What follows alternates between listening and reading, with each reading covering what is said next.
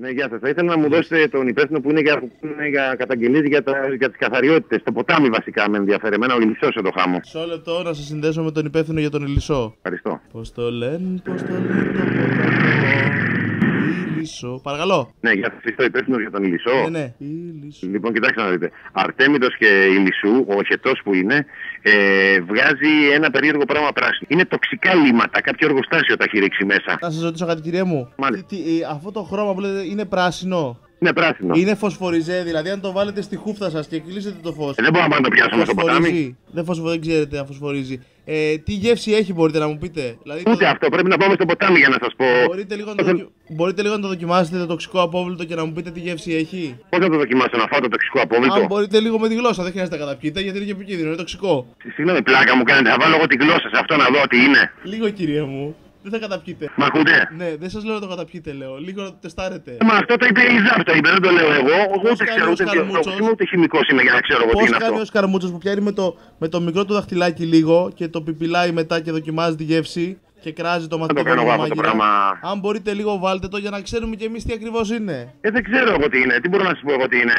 Αυτό εγώ επειδή ήσασταν υπεύθυνοι για θέματα καθαρισμού και τα κάνετε στην τηλεόραση, γι' αυτό σας πήρα. Εγώ δεν μπορώ να πάω να μπαίνω μες στο ποτάμι, να παίρνω και να βάζω εγώ στο στόμα μου να δω τι είναι. Μα δεν σας λέω να το καταπιείτε, κύριε μου. Λίγο σας λέω να το καταπιείτε. Ούτε στην γλώσσα, δεν γίνονται αυτά τα πράγματα. Φοβάστε? Ναι, φοβάμαι. Φοβάστε, τοξικό απόβλητο είναι. Δεν σκατά. Μπορείτε να έρθετε, κύριε, ναι ή όχι? Έχει μήπως συνείδηση αυτή η πράσινη γλίτσα? Δηλαδή, η πράσινη γλίτσα έχει συνείδηση, μιλάει καθόλου? Λοιπόν, περιμένετε μια στιγμή να μιλήσετε με έναν που ξέρει καλύτερα από την γειτονιά. Για μιλάμε το Sky.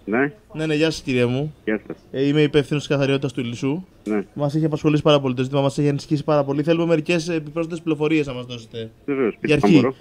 Αυτή τη στιγμή έχετε οπτική επαφή με την πράσινη γλίτσα? Ναι, έχουμε οπτική επαφή. Μάλιστα. Έχει συνείδηση? Δεν άκουσα, συγγνώμη. Η πράσινη γλίτσα, λέω. Ναι. Έχει συνείδηση, βλέπετε να παίρνει διάφορες μορφές? Όχι, αυτή τη στιγμή είναι σταθερό γιατί υπάρχει κύλωμα. Καταλαμβάνει ένα όγκο περίπου 4-5 τετραγωνικά. Βγαίνουν τίποτα τέρατα μέσα από αυτόν τον όγκο των τετραγωνικών? Βλέπετε να βγαίνουν τίποτα πλοκάμια, τίποτα κερές? Πιστεύετε ότι είναι δηλαδή εξωγήινης προέλευσης? Εξωγήινης προέλευσης? Ναι. Όχι κανένα πρόβλημα. Καταρχήν φαίνεται ότι κάποιος το έχει ρίξει αυτό.